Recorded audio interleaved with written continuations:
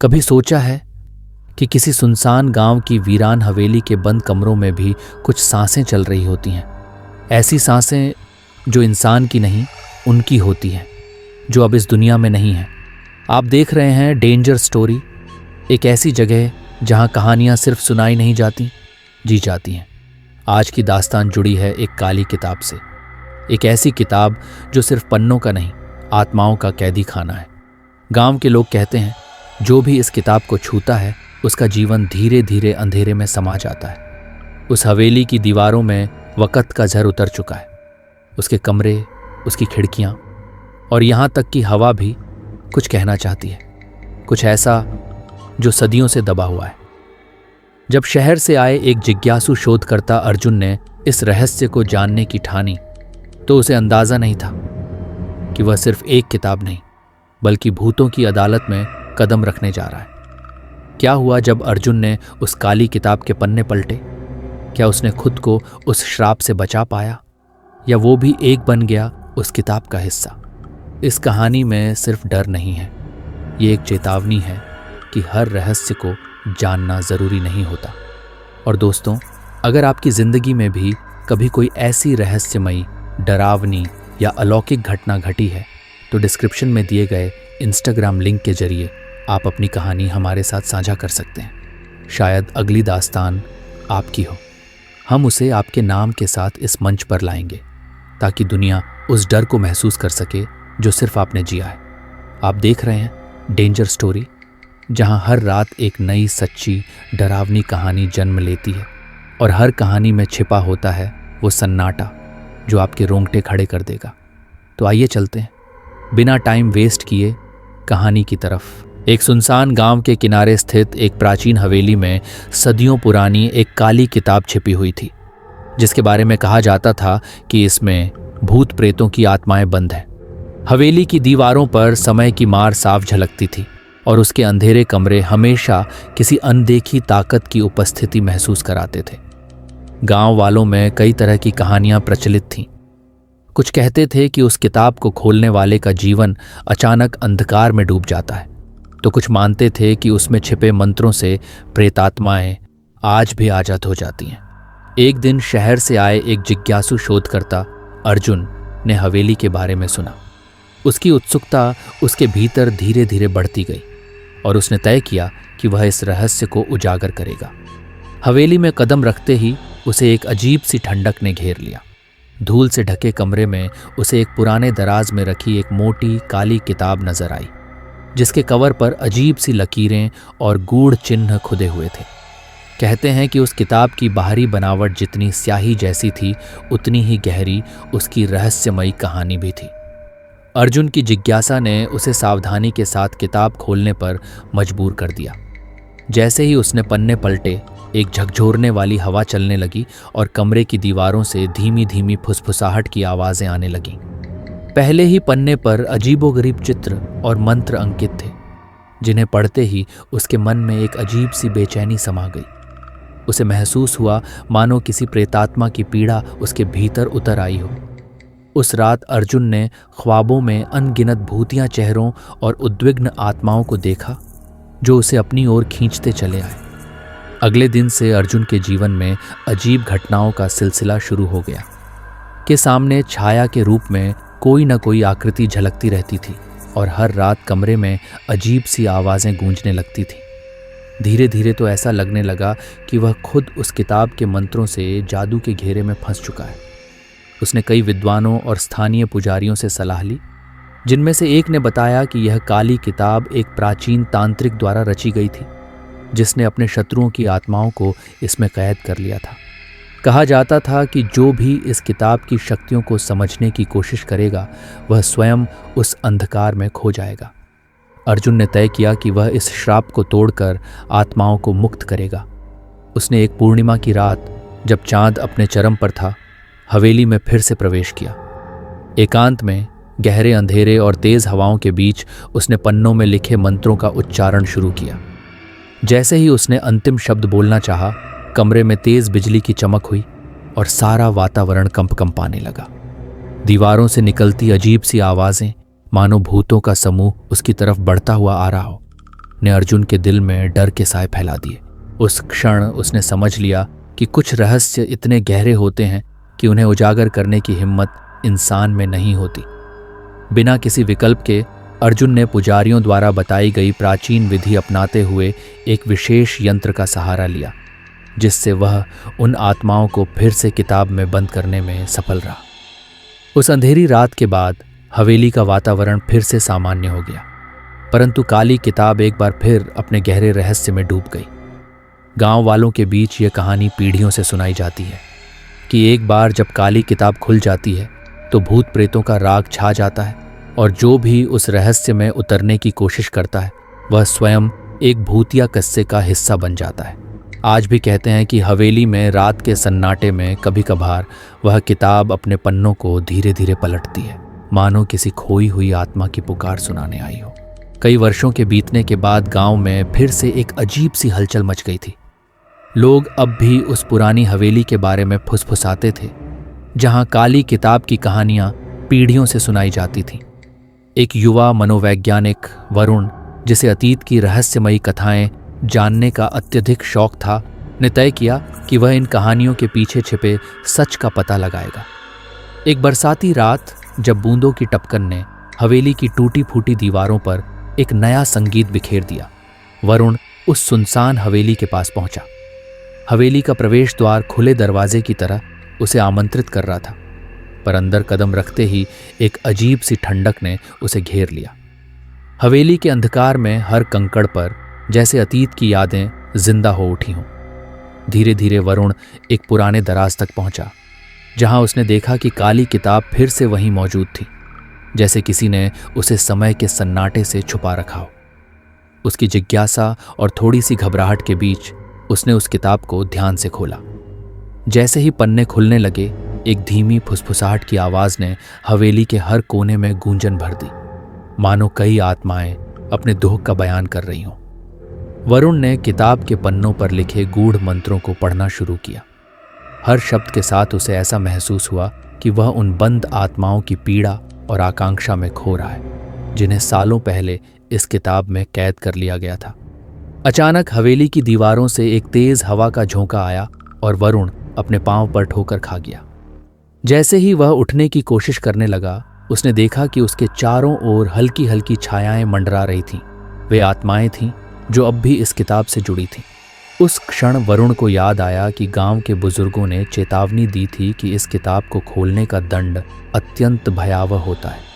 उसे यह समझ आया कि यदि उसे इस श्राप को तोड़ना है तो उसे एक विशेष मंत्र का उच्चारण करना पड़ेगा, जो केवल एक शुद्ध हृदय वाला ही कर सकता है। डर और संकल्प के बीच वरुण ने गहरी सांस ली और मंत्र बोलना शुरू किया। उसके शब्द हवेली की सुनसान दीवारों में गूंजते हुए फैलने लगे। जैसे जैसे वह मंत्र बोलता गया, आत्माओं का राग धीमा पड़ता गया और धीरे धीरे हवेली में एक हल्की सी रोशनी फैल गई। थोड़ी देर बाद जैसे ही वरुण ने अंतिम शब्द उच्चारित किए, हवेली में अचानक सन्नाटा छा गया। चारों ओर की छायाएं एक एक कर गायब हो गईं और काली किताब फिर से अपने गहरे अंधकार में समा गई। वरुण थक कर बाहर निकल आया, पर उसकी आंखों में अब भी उस रात के भयानक दृश्य की झलक साफ थी। अगली सुबह गांव में यह अफवाह फैल गई कि हवेली ने फिर से अपने रहस्यों को छिपा लिया है। लोग कहते थे कि अंधेरी रात में हवेली से दूर रहने वाले लोग काली किताब की पुकार सुनते हैं, मानो कोई खोई हुई आत्मा अपनी कहानी सुनाने आई हो। वरुण का अनुभव एक नई चेतावनी बन गया कि कुछ रहस्य इतने गहरे होते हैं जिन्हें उजागर करने की हिम्मत इंसान में नहीं होती। इस तरह काली किताब की कहानी सदियों से चलती रही, एक भयानक अध्याय के रूप में जो आने वाले कल के लिए हमेशा की तरह चेतावनी बनकर रह गई। कुछ दिनों बाद वरुण की जिंदगी फिर से अजीब घटनाओं का साक्षी बनने लगी। रातों में उसे खौफनाक सपने आने लगे, जहां काली किताब के पन्नों से निकलते अंधेरे साए उसकी नींद उड़ा देते थे। दिन के उजाले में भी उसके चारों ओर कुछ अनदेखा सा महसूस होने लगा। हवेली के पास के जंगल में अजीब रोशनी झलकती, सुनसान पगडंडियों पर हल्की हल्की फुसफुसाहट गूंजती। गांव के बुजुर्ग बताने लगे कि काली किताब केवल एक श्रापित वस्तु नहीं है, बल्कि उसका संबंध एक प्राचीन आत्मा से है, जिसे सदियों पहले एक महान साधु ने अपने शत्रुओं से बदला लेने के लिए कैद कर दिया था। वरुण ने ठान लिया कि वह उस आत्मा की मुक्ति के लिए कुछ करना चाहेगा। उसने प्राचीन ग्रंथों और मंत्रों का अध्ययन किया, जिनमें लिखा था कि जिस आत्मा को शाप में बंद किया गया है उसे मुक्ति दिलाने का उपाय भी मौजूद है। इस अनुष्ठान के अनुसार वरुण को काली किताब में लिखे मंत्रों का सही अर्थ समझकर उस आत्मा से संवाद स्थापित करना था, ताकि वह अपने दर्द और दुख को सुलझा सके। एक बार फिर चांदनी की रोशनी में जब हवेली का माहौल और भी रहस्यमयी हो उठा, वरुण ने अकेले अनुष्ठान करने का निर्णय लिया। उसने ध्यान में बैठकर धीरे धीरे प्राचीन मंत्रों का उच्चारण शुरू किया। जैसे ही उसके शब्द हवेली की दीवारों में गूंजने लगे, काली किताब के पन्नों पर हल्की हल्की रोशनी उभरने लगी। थोड़े ही समय में उसकी आंखों के सामने एक धुंधली आकृति प्रकट हुई, जिसकी आंखों में गहरी पीड़ा और उदासी साफ झलक रही थी।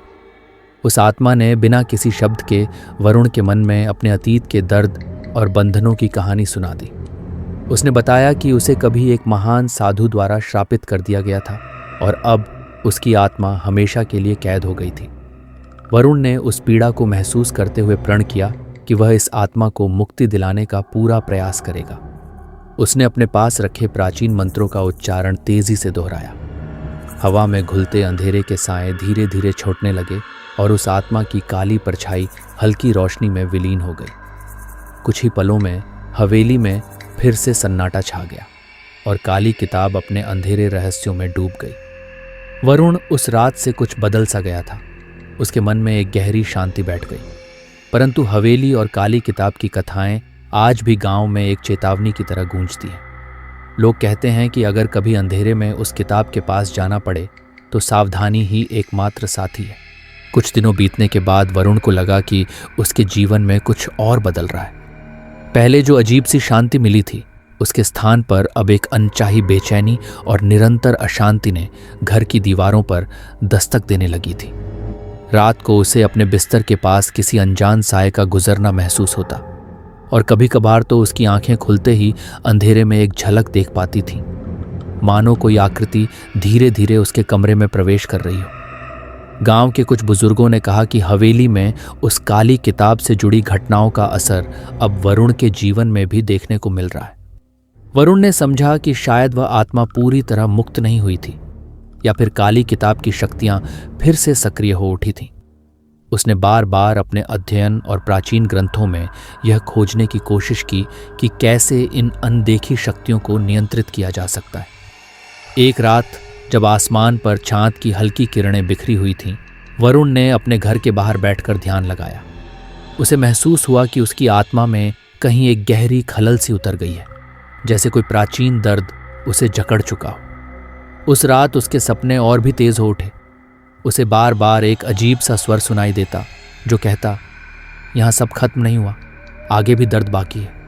सपनों में उसने देखा कि हवेली के प्राचीन आंगन में एक बार फिर से काली किताब अपने आप खुल गई है और उसमें से एक मध्यम रोशनी निकल रही है। उस रोशनी में एक अनजान चेहरा अधूरा सा इतिहास बयां करता हुआ झलकता रहा।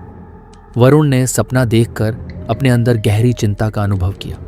उसने तय किया कि अब वह किसी भी कीमत पर इस रहस्य का समाधान ढूंढेगा। अगली सुबह वह मंदिर के पुजारी के पास गया, जिसने पहले भी उसे चेतावनी दी थी। पुजारी ने गंभीर स्वर में कहा, जो आत्मा तुमने मुक्त की थी वह पूरी तरह से शांति में नहीं है।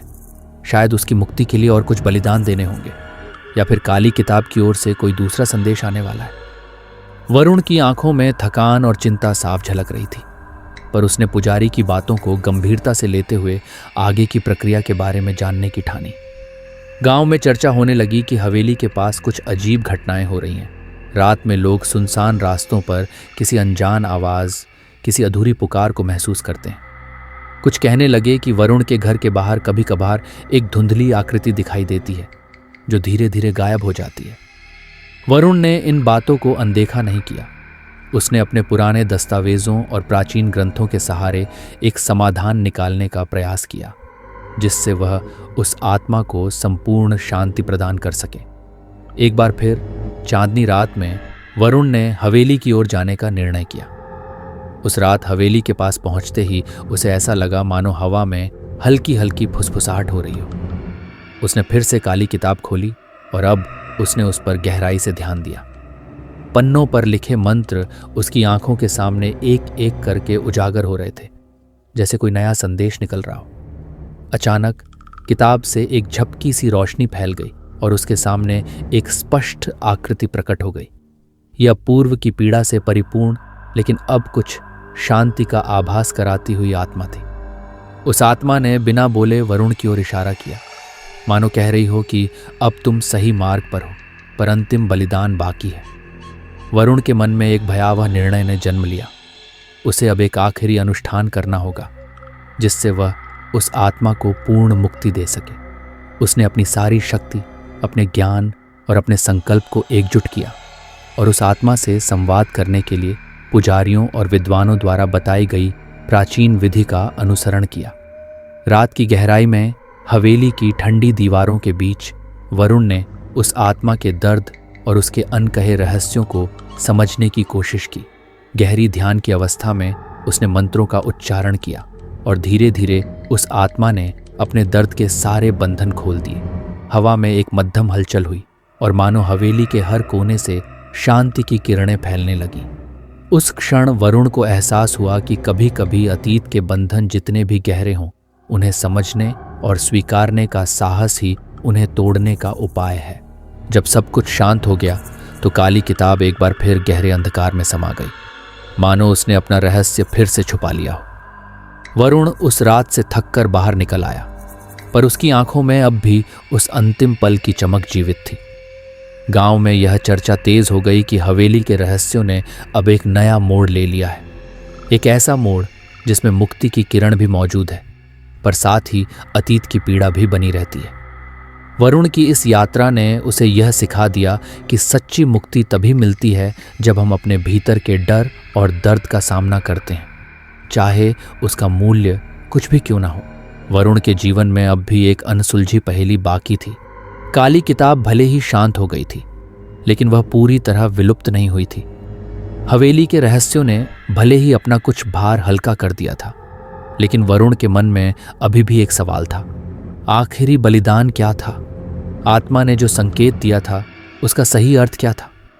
कुछ दिनों तक वरुण सामान्य जीवन में लौटने की कोशिश करता रहा, लेकिन रात में जब भी वह सोने जाता उसे अजीब सपने आते। कभी उसे किताब के पन्नों पर जलते हुए अक्षर दिखते, कभी हवेली के दरवाजे पर खड़ी कोई छाया उसे पुकारती। एक रात जब वह आधी नींद में था, अचानक उसके कमरे की खिड़की खुल गई और ठंडी हवा अंदर बहने लगी। उसे लगा कोई अदृश्य शक्ति उसे फिर से हवेली की ओर बुला रही थी। उसने बिना देर किए अपनी टॉर्च उठाई और हवेली की ओर बढ़ चला। अंधेरे में डूबी हवेली अब भी रहस्यमयी और डरावनी लग रही थी, लेकिन इस बार उसके अंदर एक अलग सा आत्मविश्वास था। जैसे ही उसने हवेली का मुख्य दरवाज़ा खोला, एक जानी पहचानी फुसफुसाहट हवा में गूंजी। तुमने मेरा आधा श्राप हटा दिया है, पर मुक्ति अब भी अधूरी है। ये वही आत्मा थी, लेकिन इस बार उसकी आवाज़ में पहले जैसी पीड़ा नहीं थी, बल्कि एक अजीब सी गहराई थी। वरुण ने आगे बढ़कर पूछा, आखिरी बलिदान क्या है? आत्मा ने धीरे से कहा, तुम्हें काली किताब का अंतिम पृष्ठ खोलना होगा और इसे हमेशा के लिए समाप्त करना होगा, लेकिन याद रखना यह आसान नहीं होगा। वरुण ने झिझकते हुए किताब खोली। पन्ने एक के बाद एक पलटते गए, जब तक कि वह अंतिम पृष्ठ तक नहीं पहुंचा। यह पृष्ठ बाकी सभी पृष्ठों से अलग था। यह पूरी तरह काले रंग का था, मानो उसमें स्याही नहीं बल्कि अंधकार भरा हो। जैसे ही वरुण ने इसे छुआ, पूरी हवेली अचानक जोर से हिलने लगी। दीवारों पर लटकी पुरानी तस्वीरें नीचे गिर गईं, छत से धूल झड़ने लगी। हवेली के हर कोने से काले धुएं की लहरें उठने लगीं। आत्मा की आवाज़ फिर आई, अब या तो यह किताब तुम्हें हमेशा के लिए निगल जाएगी या फिर तुम इसे नष्ट कर दोगे। वरुण ने बिना समय गंवाए अपने पास रखी मोमबत्ती जलाई और उस काले पृष्ठ पर टपका दी। आग की छोटी सी लौ अचानक नीली हो गई और किताब के पन्नों पर फैलने लगी। हवेली में काले धुएं का तूफान उठ खड़ा हुआ, लेकिन वरुण ने हार नहीं मानी। उसने मंत्रों का उच्चारण जारी रखा और धीरे धीरे किताब की आग तेज होती गई। एक भयंकर चीख हवेली में गूंजी। आत्मा की काली परछाई हवा में उठी और फिर एक चमकदार रोशनी में बदलकर धीरे धीरे विलीन हो गई। हवेली अब पूरी तरह शांत थी। काली किताब जलकर राख हो चुकी थी। वरुण ने गहरी सांस ली। उसने महसूस किया कि अब हवेली में कोई डरावनी उपस्थिति नहीं थी। आत्मा अब मुक्त हो चुकी थी। सुबह जब गांव वालों को यह पता चला तो वे वरुण की हिम्मत की सराहना करने लगे। हवेली अब भी खड़ी थी, लेकिन अब वहां कोई डरावनी कहानी नहीं थी। वरुण को महसूस हुआ कि उसने केवल एक आत्मा को नहीं, बल्कि खुद को भी मुक्त किया था, डर, भ्रम और अतीत के अंधकार से। अब उसके सपने शांत थे, हवेली शांत थी और सबसे बड़ी बात, उसकी आत्मा भी शांत थी। कुछ महीनों तक सब कुछ सामान्य रहा। वरुण ने हवेली को पीछे छोड़ दिया और अपनी जिंदगी में आगे बढ़ने की कोशिश की। लेकिन कुछ चीजें इतनी आसानी से पीछा नहीं छोड़ती। एक रात जब वरुण अपनी स्टडी में बैठा किताब पढ़ रहा था, उसे अजीब सी बेचैनी महसूस हुई। खिड़की से बाहर झांका तो उसे दूर जंगल की ओर हल्की हल्की नीली रोशनी टिमटिमाती दिखी। वह झटके से उठ खड़ा हुआ। ऐसी ही रोशनी उस दिन हवेली में भी दिखी थी जब उसने आत्मा को मुक्त किया था। क्या इसका मतलब था कि सब कुछ खत्म नहीं हुआ? अगली सुबह वह गांव के सबसे बुजुर्ग व्यक्ति बाबा रुद्रनाथ के पास गया, जिन्होंने काली किताब के बारे में पहली बार उसे बताया था। बाबा रुद्रनाथ ने गहरी सांस लेते हुए कहा, तूने आत्मा को मुक्त किया, लेकिन क्या तूने कभी सोचा कि जिस किताब ने उसे कैद किया था उसकी शक्ति कहाँ गई? वरुण चौंक गया। सच में उसने कभी इस बारे में नहीं सोचा था। किताब जल चुकी थी, लेकिन उसकी शक्ति, बाबा ने आगे कहा, काली किताब सिर्फ एक साधारण श्राप नहीं थी। वह सदियों पुरानी एक प्राचीन शक्ति थी जिसे सही हाथों में जाना था। तूने उसे नष्ट किया, लेकिन अब वह शक्ति कहीं और समा गई है। और अगर तूने नीली रोशनी देखी है तो इसका मतलब है कि यह शक्ति अब भी जागृत है। वरुण को समझ नहीं आया कि यह शक्ति अब कहाँ गई होगी, लेकिन बाबा की बातों ने उसे बेचैन कर दिया। अगर किताब की शक्ति नष्ट नहीं हुई तो इसका मतलब था कि वह किसी और रूप में अब भी मौजूद थी। उसने उसी रात जंगल जाने का फैसला किया। टॉर्च और कुछ ज़रूरी चीज़ें लेकर वह चुपचाप गांव से बाहर निकल पड़ा। जंगल में घुसते ही उसे एक अजीब सी सनसनाहट महसूस हुई। वातावरण में अजीब तरह की ऊर्जा बह रही थी। वह उसी दिशा में बढ़ा जहां से नीली रोशनी आई थी। कुछ दूर जाने पर उसे एक पुराना टूटा फूटा मंदिर दिखाई दिया। मंदिर के दरवाजे पर रहस्यमयी प्रतीक उकेरे हुए थे, जो उसे काली किताब के पन्नों पर बने चिन्हों की याद दिला रहे थे। अंदर घुसते ही उसने देखा, मंदिर के बीचों बीच पत्थर पर वही नीली रोशनी चमक रही थी। वरुण ने धीरे धीरे कदम बढ़ाए और जैसे ही उसने उस पत्थर को छुआ, एक झटके से पूरी जगह रोशनी से भर गई। अचानक हवा में वही फुसफुसाहट गूंज उठी जो उसने पहले हवेली में सुनी थी। वरुण, तूने मुझे मुक्त किया, लेकिन यह शक्ति अब तुझे चुन चुकी है। वरुण पीछे हटने लगा, लेकिन उसके पैरों में मानो जड़ें जम गई हों। वह हिल भी नहीं पा रहा था। अब तू इस शक्ति का उत्तराधिकारी है। अगले ही पल नीली रोशनी उसके चारों ओर घूमने लगी और अचानक उसके अंदर समा गई। एक तेज दर्द उसकी नसों में दौड़ गया और वह जमीन पर गिर पड़ा। जब उसकी आंखें खुलीं तो उसने महसूस किया कि अब सब कुछ बदल चुका था। हवाओं की हलचल, पेड़ों की फुसफुसाहट, हर चीज अब पहले से अलग महसूस हो रही थी। काली किताब तो नष्ट हो चुकी थी, लेकिन उसकी शक्ति अब वरुण के अंदर समा चुकी थी। वरुण के शरीर में अब एक अजीब ऊर्जा बह रही थी। उसका दिमाग साफ महसूस कर सकता था कि आसपास की हवा में हलचल हो रही है। पेड़ों की फुसफुसाहट अब सिर्फ हवा की सरसराहट नहीं थी, मानो वे उससे कुछ कह रहे हों। यह सब एक नया एहसास था, लेकिन इसके साथ ही एक अजीब सा डर भी था। वह धीरे धीरे उठा और मंदिर के चारों ओर देखा।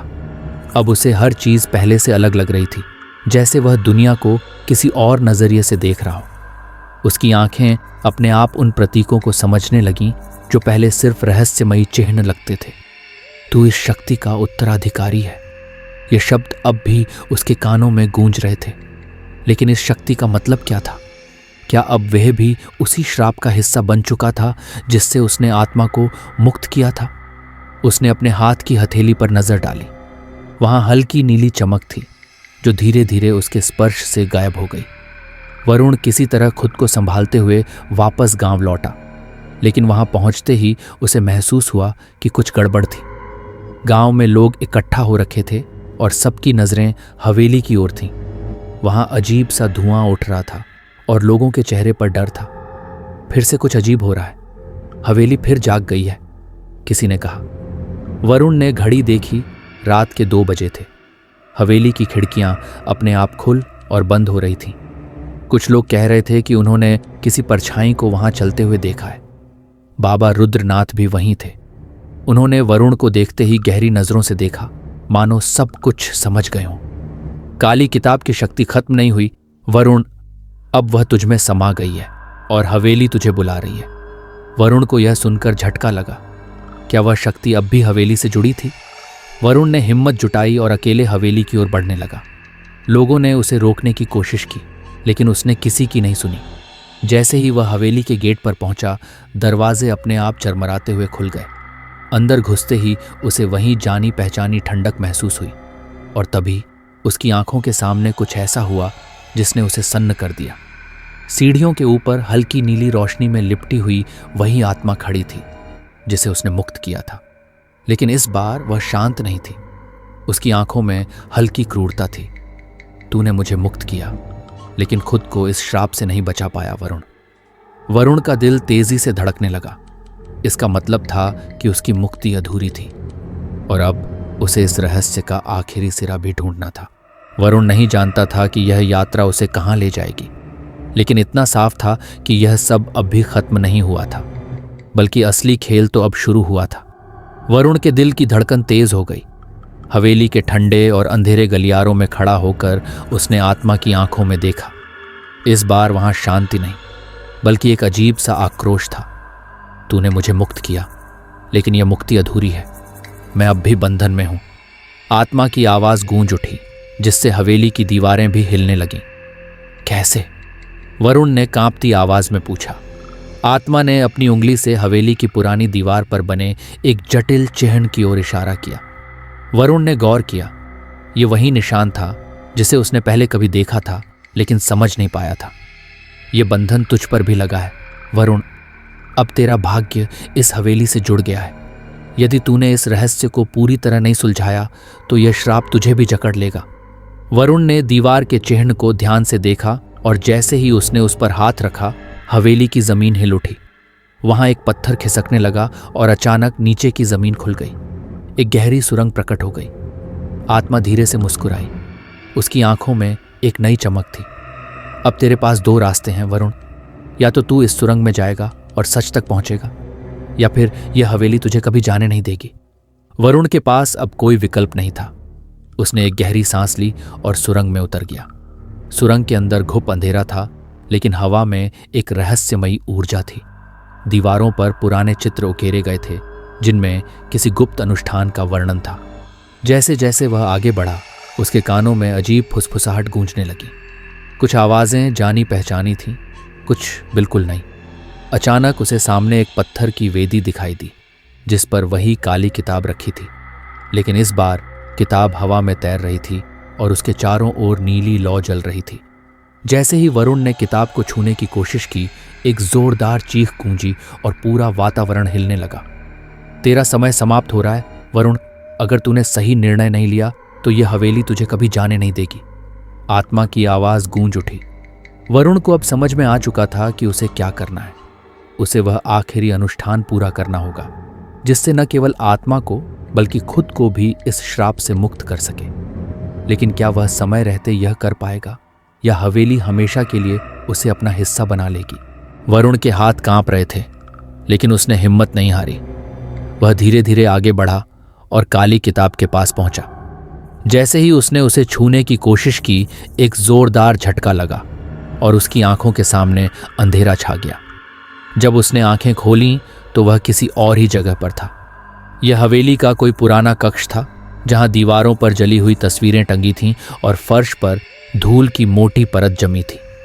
एक परछाई सामने उभरी, वही आत्मा, लेकिन अब उसके चेहरे पर गहरी पीड़ा के निशान थे। उसने धीमे स्वर में कहा, वरुण, मैं तुम्हें सब सच बताने आया हूं। आत्मा की आवाज में दर्द था। सदियों पहले इस हवेली में एक भयानक अनुष्ठान हुआ था। यह अनुष्ठान मुझे कैद करने के लिए किया गया था, लेकिन मैं अकेला नहीं था। एक और आत्मा थी जो अब भी इस हवेली में बंधी हुई है, और वह मुझसे कहीं अधिक शक्तिशाली और खतरनाक है। वरुण का शरीर सुन्न पड़ गया। उसने सोचा था कि यह सब खत्म हो गया है, लेकिन असली रहस्य तो अभी सामने आ रहा था। आत्मा ने आगे कहा, जब तूने मुझे मुक्त किया तो हवेली की असली शक्ति जाग गई। अब वह तेरी आत्मा को अपने वश में करने की कोशिश करेगी। अचानक हवेली की दीवारों में कंपन होने लगा। हवा में कुछ अजीब सा महसूस हुआ, मानो कोई अदृश्य शक्ति वहां मौजूद हो। किताब अब भी हवा में तैर रही थी और उसके पन्ने तेजी से पलट रहे थे, जैसे कोई उसमें से कुछ खोज रहा हो। वरुण को एहसास हुआ कि अगर उसने जल्द ही कुछ नहीं किया तो वह हमेशा के लिए इस हवेली में फंस जाएगा। उसने आत्मा की ओर देखा। मुझे क्या करना होगा? आत्मा ने एक गहरी सांस ली और कहा, हवेली के नीचे एक और कक्ष है जहां असली श्राप बंधा हुआ है। वहां जाने का एक ही रास्ता है। तुझे इस किताब में लिखे अंतिम मंत्र को पढ़ना होगा, लेकिन याद रख, यह आसान नहीं होगा। अगर तेरा मन डगमगाया तो यह हवेली तुझे कभी जाने नहीं देगी। वरुण ने काली किताब के पन्ने खोले और मंत्र पढ़ना शुरू किया। जैसे ही उसने पहला शब्द उच्चारित किया, हवेली की दीवारों में दरारें पड़ने लगी। हवा में बिजली सी दौड़ने लगी। अचानक फर्श हिल गया और वह नीचे गिरने लगा। जब उसकी आंखें खुलीं तो वह एक विशाल कक्ष में था। वहां चारों ओर अजीब अजीब प्रतीक खुदे हुए थे और बीच में एक पत्थर का तख्त था जिस पर किसी की परछाई बैठी थी। यह कोई और नहीं बल्कि उस शक्ति का स्रोत था जिसने हवेली को अपने वश में कर रखा था। तूने मुझे जगाया है वरुण, एक भारी आवाज गूंजी। अब देख, तू इस खेल का हिस्सा बन चुका है। वरुण का दिल जोर जोर से धड़कने लगा। उसे अब इस श्राप को खत्म करना ही था, चाहे इसकी कीमत कुछ भी हो। वरुण की सांसें तेज हो गईं। उसकी आंखों के सामने बैठी परछाई धीरे धीरे आकार लेने लगी। अब वह एक स्पष्ट रूप में बदल रही थी, एक काली छाया जिसकी आंखें जलती हुई अंगारों जैसी चमक रही थीं। हवेली की दीवारों पर साए नाचने लगे, जैसे कोई प्राचीन शक्ति जाग चुकी हो। तूने मुझे मुक्त किया, लेकिन अब तुझे इसकी कीमत चुकानी होगी। वह गूंजती हुई आवाज चारों तरफ फैल गई। वरुण ने अपनी सारी हिम्मत जुटाई। मैं इस श्राप को हमेशा के लिए खत्म करना चाहता हूं। यह हवेली अब और किसी की कब्रगाह नहीं बनेगी। परछाई ने एक गहरी हंसी भरी। तू समझता है कि यह इतना आसान है? यह श्राप केवल इस हवेली से नहीं बल्कि तेरी आत्मा से भी जुड़ गया है। अगर तुझे इसे मिटाना है तो तुझे सबसे बड़ा बलिदान देना होगा। वरुण का शरीर सुन्न पड़ने लगा। हवेली की जमीन कंपन करने लगी। काली किताब अब भी हवा में तैर रही थी, लेकिन उसके पन्ने धीरे धीरे जलने लगे। यह संकेत था कि अब ज्यादा समय नहीं बचा था। क्या बलिदान देना होगा? वरुण ने हिम्मत करके पूछा। परछाई चुप रही, फिर धीरे से बोली, अपनी यादें। वरुण के अंदर एक अजीब सा डर दौड़ गया। क्या मतलब? अगर तू इस श्राप को खत्म करना चाहता है तो तुझे अपनी सारी यादों को मिटाना होगा। यह हवेली, यह किताब, ये आत्माएं, सब कुछ भुलाना होगा। तेरी जिंदगी वहीं से शुरू होगी जहां यह सब शुरू होने से पहले थी। लेकिन इसकी एक शर्त है, तू कभी अपने अतीत को याद करने की कोशिश नहीं करेगा, वरना यह श्राप फिर जाग उठेगा। वरुण के अंदर एक द्वंद्व शुरू हो गया। क्या वह अपनी पहचान, अपनी यादें, अपने संघर्ष को यूं ही मिटा सकता था? लेकिन अगर वह ऐसा नहीं करता तो यह श्राप हमेशा बना रहेगा और जाने कितने लोग इसकी चपेट में आते रहेंगे। हवेली की दीवारें अब टूटने लगी थीं। हवा में चिल्लाहटें गूंज रही थीं। वरुण जानता था कि उसे जल्दी निर्णय लेना होगा। उसने एक गहरी सांस ली और काली किताब को अपने हाथ में लिया। मैं तैयार हूं, उसने दृढ़ता से कहा। परछाई की आंखें एक पल को चमकीं। तो अपनी यादों को मेरे हवाले कर दें। जैसे ही वरुण ने मंत्र पढ़ा, उसकी आंखों के सामने तेज रोशनी छा गई। अचानक उसे महसूस हुआ कि उसके भीतर कुछ खींच रहा है, जैसे उसकी पूरी जिंदगी किसी और ही जगह जा रही हो। उसे अपने नाम तक की पहचान धुंधली लगने लगी। धीरे धीरे हवेली की दरारें भरने लगी। अंधकार गायब होने लगा। वह परछाई धीरे धीरे हल्की पड़ने लगी, मानो वह भी इस दुनिया से विदा ले रही हो। एक जोरदार झटके के साथ सब कुछ शांत हो गया। हवेली अब भी खड़ी थी, लेकिन वह डरावना एहसास पूरी तरह मिट चुका था।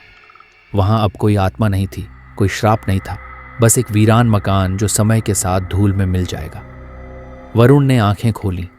वह गांव की सड़क पर खड़ा था, लेकिन उसे कुछ भी याद नहीं था, न हवेली, न आत्मा, न काली किताब। वह बस एक राहगीर था जो अपने गंतव्य की तलाश में था। हवेली अब भी वहीं थी, लेकिन अब वह बस एक पुरानी उजड़ी हुई इमारत थी जिसमें कोई रहस्य बाकी नहीं था। कुछ महीनों बाद गांव की हवेली अब एक पुरानी सुनसान इमारत बन चुकी थी। वहां अब कोई आत्मा नहीं थी, कोई अजीब घटनाएं नहीं होती थीं और गांव वाले भी धीरे धीरे उसे भूलने लगे थे। लेकिन वरुण के लिए यह सब कभी हुआ ही नहीं था। वह अब एक अलग शहर में था, एक नई जिंदगी जी रहा था। उसके पास एक नौकरी थी, दोस्त थे, लेकिन जब भी कोई उससे उसके अतीत के बारे में पूछता वह बस कंधे उचका देता। उसे खुद भी नहीं पता था कि वह पहले कौन था, कहाँ से आया था। कभी कभी उसे अजीब सपने आते, धुंधले चेहरे, अंधेरे में चमकती आंखें और एक पुरानी किताब जिसके पन्ने जल रहे थे। वह सपनों में कुछ ढूंढने की कोशिश करता, लेकिन हर बार जागने पर सब कुछ धुंधला हो जाता। एक दिन जब वह अपने ऑफिस से घर लौट रहा था तो रास्ते में एक बूढ़ी औरत मिली। उसकी झुर्रियों भरी आंखों में कुछ अजीब था, जैसे वह वरुण को पहचानती हो। बेटा, तुमने अपना वादा तोड़ा, उसने धीमी आवाज में कहा। वरुण चौंक गया। आप मुझसे पहले मिली हैं? बूढ़ी औरत ने एक लंबी सांस ली। नहीं, लेकिन तुमने कुछ छोड़ दिया था और वो चीज तुम्हें वापस बुला रही है। वरुण का सिर दर्द से भारी हो गया। उसके कानों में कोई पुरानी आवाज गूंजने लगी। अगर तू कभी अपने अतीत को याद करने की कोशिश करेगा तो यह श्राप फिर जाग उठेगा। हवा में एक सिहरन दौड़ गई। कहीं दूर किसी वीरान जगह पर एक पुरानी किताब के जले हुए पन्ने फिर से खुलने लगे थे। वरुण की सांसें तेज हो गईं। बूढ़ी औरत की आंखों में एक अजीब सी चमक थी, मानो वह सब कुछ जानती हो।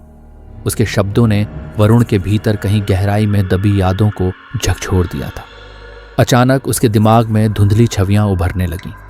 हवेली, काली किताब, अंधेरे में चमकती आंखें और वह श्राप जिसे मिटाने के लिए उसने अपनी यादों का बलिदान दिया था।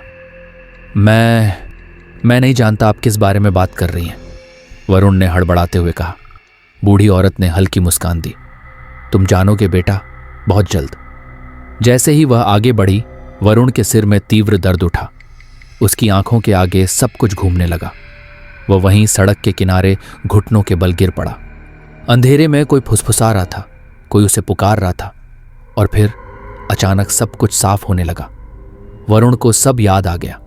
वह श्राप, वह आत्मा, वह अंतिम बलिदान और यह चेतावनी कि अगर उसने अतीत को याद करने की कोशिश की तो श्राप फिर जाग उठेगा। उसकी आंखें खुली और उसने खुद को हवेली के सामने पाया। वह उसी जगह खड़ा था जहां से यह सब शुरू हुआ था, लेकिन इस बार हवेली पहले से भी ज्यादा डरावनी लग रही थी, मानो वह उसके लौटने का इंतजार कर रही हो। काले बादल आसमान में घिरने लगे। हवेली के अंदर से धीमी धीमी फुसफुसाहटें सुनाई देने लगीं। वरुण को एहसास हो गया था श्राप टूटा नहीं था, सिर्फ सो गया था। और अब जब उसने अपनी यादें वापस पा ली थीं, वह फिर से जाग चुका था। अब क्या करूं? उसने खुद से पूछा। परछाइयां फिर से बनने लगीं। हवेली की खिड़कियां खुद ब खुद खुलने लगीं। हवा में एक जानी पहचानी आवाज गूंजी। तूने अपना वादा तोड़ दिया वरुण, अब भाग नहीं सकता। लेकिन इस बार वरुण डरा नहीं। उसने अपनी मुट्ठियां भींच लीं और दृढ़ निश्चय के साथ हवेली के अंदर कदम बढ़ाया। वह जानता था कि अब उसे इस श्राप को हमेशा के लिए खत्म करना होगा, इस बार बिना किसी बलिदान के। अंधेरे के बीच वह आगे बढ़ता गया और हवेली का दरवाजा उसके पीछे खुद ब खुद बंद हो गया। जैसे ही दरवाजा बंद हुआ, हवेली के भीतर घना अंधकार छा गया। चारों ओर एक अजीब सन्नाटा था जिसे केवल धीमी धीमी फुसफुसाहटें तोड़ रही थी। वरुण ने गहरी सांस ली और अपने कदम बढ़ाए। उसे पता था कि यह उसकी अंतिम परीक्षा थी। या तो वह इस श्राप को हमेशा के लिए खत्म कर देगा या फिर हमेशा के लिए इसका हिस्सा बन जाएगा। हवेली के अंदर बढ़ते ही उसकी आंखों के सामने पुराने दृश्य तैरने लगे। दीवारों पर परछाइयां दौड़ रही थीं और फर्श पर अजीब आकृतियां बन रही थीं। अचानक सामने काली किताब हवा में तैरती हुई प्रकट हुई। उसके पन्ने अपने आप पलटने लगे और उसमें लिखे शब्द चमकने लगे। वरुण को लगा मानो कोई अदृश्य शक्ति उसे कुछ समझाने की कोशिश कर रही हो। तूने वादा तोड़ा, वही रहस्यमयी आवाज गूंजी। अब इसकी कीमत चुकाने के लिए तैयार हो जा। अचानक हवेली की छत से काले धुएं जैसी आकृतियां निकलने लगीं। वे हवा में घूमती हुई वरुण की ओर बढ़ने लगीं। उनकी आंखों में लाल रोशनी चमक रही थी। लेकिन वरुण अब पीछे हटने वालों में से नहीं था। उसने काली किताब को अपनी ओर बुलाया और उसमें लिखे अंतिम मंत्र को जोर से पढ़ा। हवेली की दीवारें कांपने लगीं और काले साए दर्द से चीखने लगे। यह श्राप अब खत्म होगा, वरुण चिल्लाया। जैसे ही उसने अंतिम मंत्र पढ़ा, हवेली के अंदर रोशनी की एक तीव्र लहर दौड़ गई। काले साए चीखते हुए भस्म होने लगे। हवेली की छत से एक शक्तिशाली प्रकाश फूटा और पूरा अंधकार मिटने लगा। किताब के आखिरी पन्ने खुद ब खुद जल उठे और उनके साथ ही वह श्राप भी हमेशा के लिए खत्म हो गया। हवेली की खिड़कियां और दरवाजे जोर से खुले और अंदर की हवा एकदम शांत हो गई। वरुण थका हुआ जमीन पर गिर पड़ा, लेकिन उसकी आंखों में संतोष था। उसने आखिरकार इस श्राप से छुटकारा पा लिया था। जब वह जागा तो खुद को हवेली के बाहर पाया। सूरज की पहली किरणें आसमान में फैल रही थीं। हवेली अब बस एक पुरानी खंडहर हो चुकी इमारत थी, जिसमें अब कोई रहस्य, कोई श्राप नहीं बचा था। वरुण मुस्कुराया और बिना पीछे देखे वहां से चला गया। उसकी परीक्षा खत्म हो चुकी थी और इसी के साथ हमारी यह आज की कहानी समाप्त हो जाती है। मिलते हैं फिर नेक्स्ट स्टोरी में, तब तक के लिए धन्यवाद।